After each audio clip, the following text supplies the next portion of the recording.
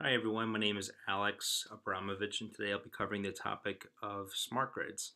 The hope is that by the end of the video you have a better understanding of what smart grids are and a better understanding how this new technology could impact our lives now and in the future. So let's begin. To start off, I want to recap something that we already know, and that is the current distribution of our electricity. In the last century, it hasn't changed much. Coal, nuclear, or hydropower plants send electricity through transmission lines, substations, transformers, and then into our homes. This is a one-way stream of electricity distribution, which is followed by an electric bill at our doorstep every month. With fluctuating consumer demands, utility companies have to turn on reserve factories at a moment's notice when demands are at its peak and turn off factories when demand is low. This current procedure is very inefficient because utility companies have to leave reserve factories idle until rare, high demand moments occur. The substantial cost to leave factories and quickly turn them on at a moment's notice is the reason the idea of smart grids has emerged. So, what is a smart grid? Well, smart grids are electric grids made up of smart meters, smart applications, renewable energy resources, and energy efficient resources. Rather than a one-way distribution, sensors are put into place that sends data back to the utility companies to enable them to easily identify blackouts and reroute electricity as needed. With the one-way distribution, when blackouts would occur, it could take utility companies several minutes or even hours before the blackout could be lifted. On top of this, smart meters as an additional sensor are being added to provide data of who's using what and when. This information is sent to the consumer and the company and is stored in a data bank.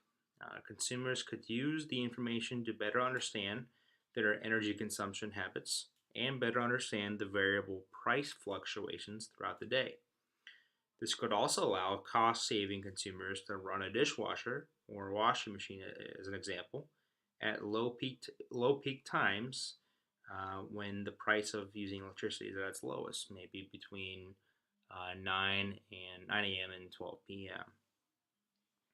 Because of the two-way communication, these smart meters can help prevent blackouts as well by allowing utility companies to temporarily shut off these smart appliances within a household.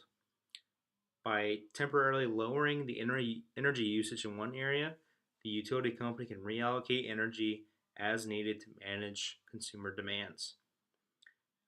With the ability to reallocate electrical usage, utility companies would no longer need to rely on backup factories for peak demand times and could more easily connect other energy resources to the grid, such as wind turbines. So let's talk about the benefits for a little bit to see where we are at. The smart grid can help reduce your electric bill. It'll utilize renewable energy sources for a greener future, and then that'll allow for cleaner energy use as well. And utility companies can easily troubleshoot and issue and create immediate solutions when necessary. So, what are some of the risks and concerns involved with the smart grid? Well, there's the risk and concern of cyber attacks. Cybersecurity is a major topic in today's time. With smart grids, people become even more vulnerable to these attacks as their energy resources can be potentially manipulated. As an example, a terrorist organization could hack into the database that stores your data and shut off all electricity to your house or home and maybe even your city or town. Terrorists could use this as leverage for some sort of collateral, as this is obviously a necessary and needed resource we actually absolutely need on a daily basis. Another risk or concern would be in regards to privacy. So the smart grid and the smart meter will know exactly what we're doing and when.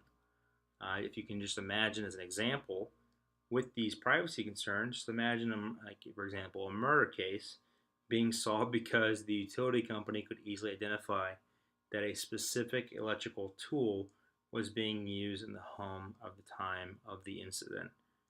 This could clearly reshape the future of how we look at things. I'll leave you guys with a few discussion questions to post, comment down below this video. 3 being, who should be responsible for the cybersecurity, whether that's the utility company or the government? What other risks, concerns can you imagine coming out of smart grids?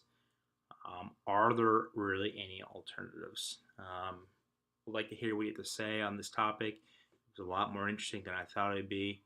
And yeah, interested to hear what you guys have to say, and I'm ready to comment when you are. So post away.